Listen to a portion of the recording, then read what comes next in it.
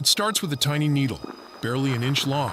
Once a week, no surgery, no sweating in the gym, no starving yourself, just thinner. That's the promise.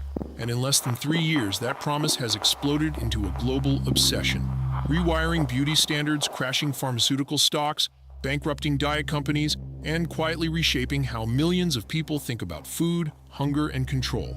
This is the story of Ozempic, not just a drug, a movement, a gold rush, and maybe the most dangerous shortcut society has ever normalized.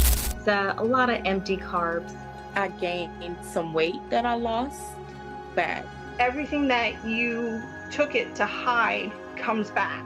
Those cravings, everything. There's no studies on what it does to a body without diabetes. There is no research on a person that is not diagnosed with type 2 diabetes. Ozempic was never supposed to be a weight loss miracle. It was designed for type 2 diabetes. That's it. Researchers were trying to help people control blood sugar. What they discovered by accident would end up worth tens of billions of dollars. Patients reported something strange. They weren't just controlling glucose.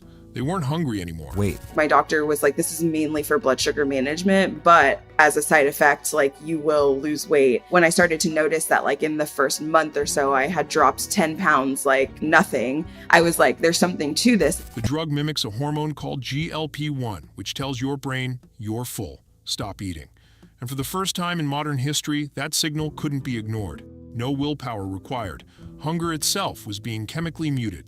The pharmaceutical company, Novo Nordisk, quickly realized what they had accidentally created. Not a diabetes drug, a weight loss empire.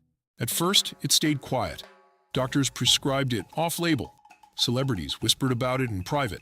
Then suddenly, red carpets got thinner. Influencers shrank in real time. Reality stars dropped 30 pounds between seasons.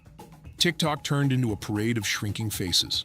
And the question everyone started asking wasn't, are they dieting? It was, are they on Ozempic? The drug escaped the medical world and entered pop culture. It wasn't a healthcare product anymore. It was a status symbol. If you had Ozempic, you had access, money, connections, doctors who would look the other way. Meanwhile, real diabetics couldn't find their medication because Hollywood wanted abs. Let that sink in. Here's the part most videos won't tell you clearly. Ozempic doesn't just reduce appetite, it hijacks your reward system. Food is controlled by dopamine, the same chemical that drives addiction. Ozempic turns down that signal. You don't crave, you don't obsess, you don't binge. For the first time, some people experience silence in their head, where food used to scream. To many, it feels like freedom. To others, it feels like something has been taken. People report, eating because they have to, not because they want to. Losing interest in alcohol, losing interest in food entirely, feeling emotionally flat around eating. You don't just lose weight, you lose desire, and that's powerful and frightening. Here's the honest truth behind the filtered reels. Severe nausea, vomiting, diarrhea, extreme fatigue, muscle loss, hair thinning, gallbladder problems, potential risk of thyroid tumors, lifelong dependency for many users. Some people lose fat, others lose muscle, strength, and energy. And the worst part? When you stop the drug, the appetite often comes back like a flood. The weight too, because Ozempic doesn't teach discipline. It rents you control, and rent always comes due. Let's be very honest for a moment. Novo Nordisk didn't just sell a drug. They sold a shortcut, a fantasy, a new version of thinness that no longer requires suffering. America spends hundreds of billions on obesity-related care every year. Ozempic didn't just attack weight. It attacked the entire diet industry. Weight Watchers collapsed. Diet startups shut down. Gym memberships declined. Nutrition coaching dipped. Why struggle for years when a pen can do it in weeks? Wall Street noticed. Novo Nordisk became one of the most valuable companies in the world, literally reshaping the economy of Denmark. A single drug now influences an entire national economy. That's not medicine anymore. That's power. Here's where things get uncomfortable. We now live in a world where rich people can inject thinness, poor people still fight hunger and cheap processed food, diabetics compete with influencers for medication, beauty is being chemically purchased. Ozempic didn't create inequality. It exposed it in HD. Weight loss used to cost time, sweat, discipline, and pain. Now it costs money and access. This is no longer about health. It's about who gets to control their body and who doesn't. Doctors are now seeing something new. People who lose weight rapidly with Ozempic sometimes struggle with identity. They don't recognize their bodies. They don't trust their hunger. They feel disconnected from food, from pleasure, from rituals they built their lives around. Food isn't just calories, it's memory, culture, comfort, celebration. When that goes quiet overnight, some people feel liberated. Others feel strangely hollow.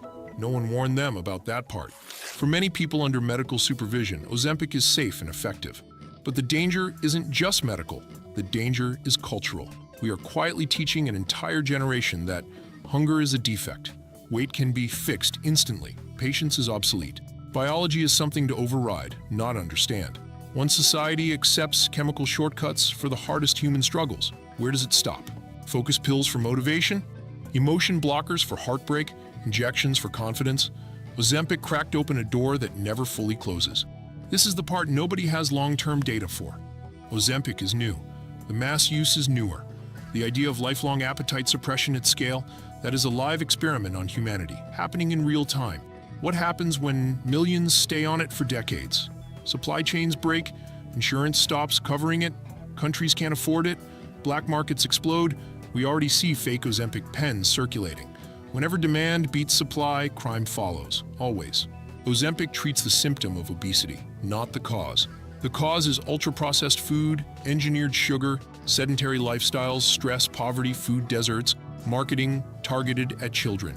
Ozempic doesn't fix the food system, it just silences the body's protest against it. Like painkillers for a broken bone that never gets set. Yes, the pain goes away, the damage stays. If you've struggled with weight your entire life, if food felt like an addiction, if shame followed you into every mirror, and suddenly those thoughts disappear, of course you defend it. Ozempic, for many, feels like relief, control, possibility. A life they were told they could never have, and that's real. But relief doesn't cancel risk, and control given by a pharmaceutical lease is still a lease. Ozempic forces a question that no society has ever faced at this scale. If we can chemically erase hunger, do we still need discipline, culture, boundaries, or do we just inject our way past discomfort forever? We don't know. We are finding out together, right now. Ozempic is not a villain. It is not a miracle. It is a mirror. It reflects a broken food system, a beauty-obsessed culture, a pharmaceutical industry built on lifelong customers, a society addicted to shortcuts. It shows us exactly who we are, a world that would rather turn off the signal than fix the source. And the scariest part? The injection is only the beginning. Because now that we've tasted chemical control over hunger, we will never stop looking for the next switch to flip.